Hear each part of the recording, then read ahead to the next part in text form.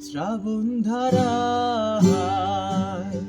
এত চেনা কি খুঁজে পাও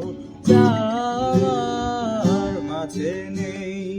এক বিন্দু পরিমাণও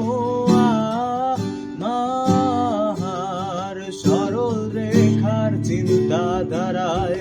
আড়াআড়ি করে রাত কাটো কেন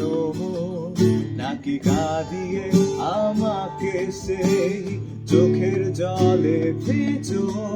তৃষ্ণার তোর হৃদয়ে শুধু আমি মরিচিকার মতো